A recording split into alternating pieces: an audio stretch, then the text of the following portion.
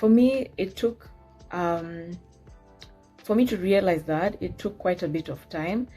And I wanted things to stay the same because that gave me some sense of permanent security. That I knew if I could hold this factor constant for the next 5, 6, 10 years or forever, that means I would be in control of that factor. The problem with that is, even the things you liked 5 years ago may not be the things you like today. So if you hold or you try to control those things and try to hold them in position for the rest of your life, you realize that you're building for a stale, or let me use an expired sense of you, or an expired version of you. So when you come to the realization that life changes, it changes daily, it changes every second, then you get to understand or free yourself or allow yourself to evolve from there. Then you realize that you're not casting things in stone. For example, if you come to realize, like the other day I realized on TikTok that, there's a whole traditional Chinese movement. All I've ever grown up on knowing is that when people got sick, in the natural sense of speaking, that they went to the doctor, Western medicine, and you got pills or you got tablets, you got an injection, you were done for tests, and that's the end of that story. On TikTok, a couple of months ago, I came to discover traditional Chinese medicine.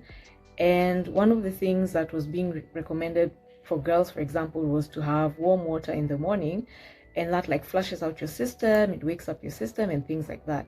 Those were realities that I was not exposed to. Those were realities that I had no idea about.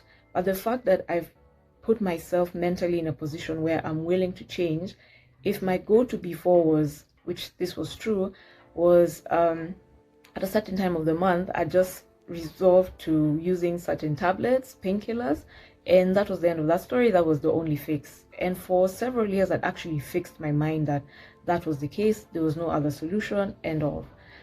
Shifting to this new reality, I'm now thinking, okay, if I'm experiencing a pain in this, I'm like, oh, maybe I can refer to this and find out what does it talk about, because it aligns with my current belief system in terms of nutritional values and things like that. The second reason why you should allow yourself to evolve is because you allow yourself to make room for the new version of you.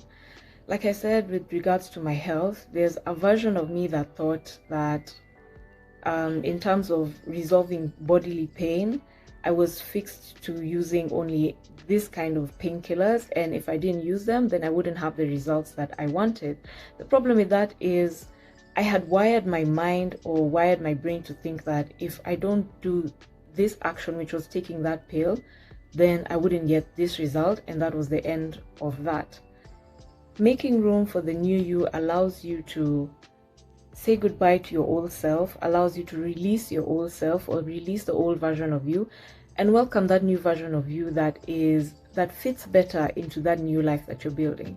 The truth of the matter is, this dream life that you're having requires a bigger self of you, in the sense that your thinking capacity has to be stretched, has to increase in order for you to move from the point where you are now to where you're thinking about. When you think about it, the reason you haven't gotten to that point is because there's probably something you don't know.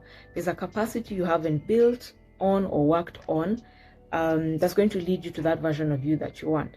So I was thinking about this yesterday, and I was asking myself why during COVID or the pandemic in 2020, where I had so much free time other than my digital business, I had the time to start a YouTube channel, which is something I thought about, but more on travel vlogs, things like that.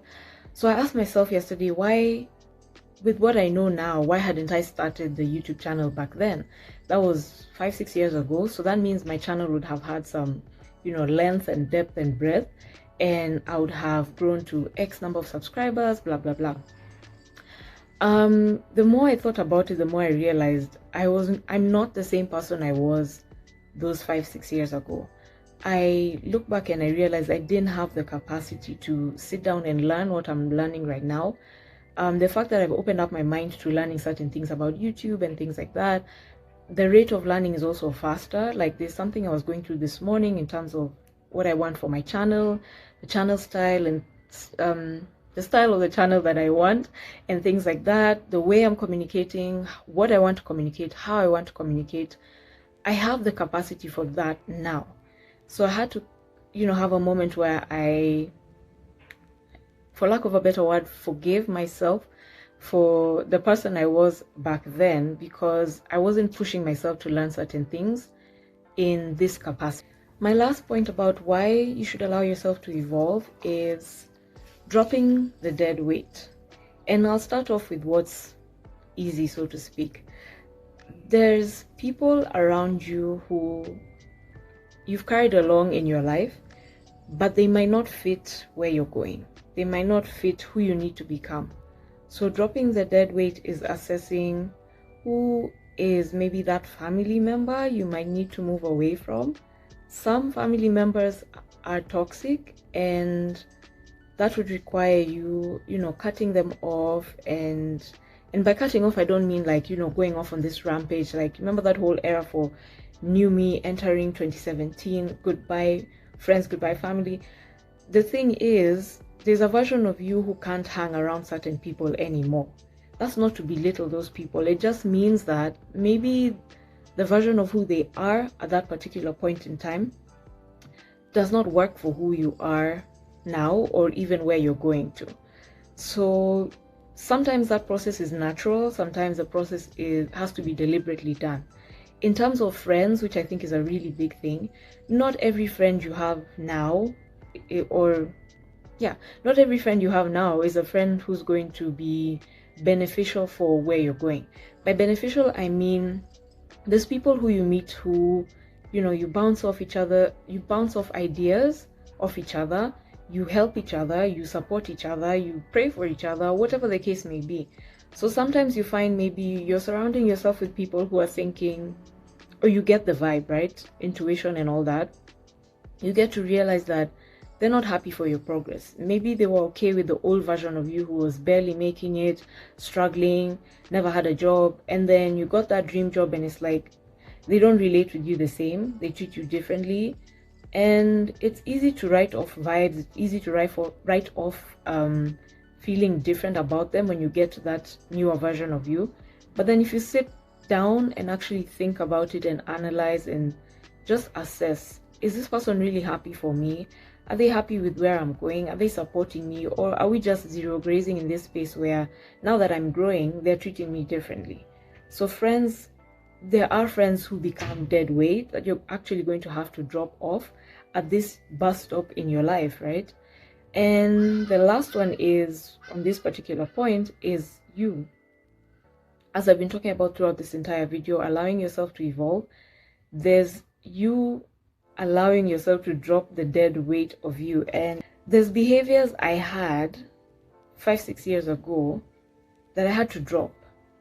If I can just get really personal, I grew up interacting with one of my parents in a bit of an abrasive way, and I got into a serious relationship at some point, and then I realized that I was struggling with apologizing, like saying sorry and recognizing that with this particular, issue, I was at fault.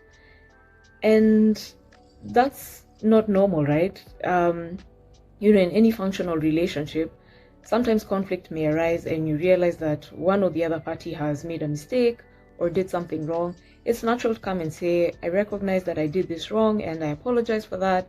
It does something to the human soul. It makes that person realize that you're cognizant of the fact that you did this, and maybe you're working on it, or whatever the case may be.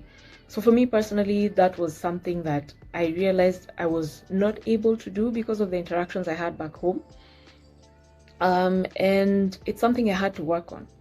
So I think about myself right now, and I'm really big on self-reflecting, introspecting, and recognizing. So I had this interaction with this person, I didn't do this so well, how can I be better at it? How can I do better? Talking to that person and being like, okay, so what would be better for us? What would develop our relationship to a better place or a better point? So the last point for all this is you dropping the bad behaviors, dropping those aspects of you that are not beneficial to who you're going to be, and therefore allowing yourself to evolve. If this video brought you any sense of value, please consider subscribing. I'm into life design and building my dream life, and I'm documenting that in real time and hoping that you'll join me on the journey even as you do the same for your life. Bye.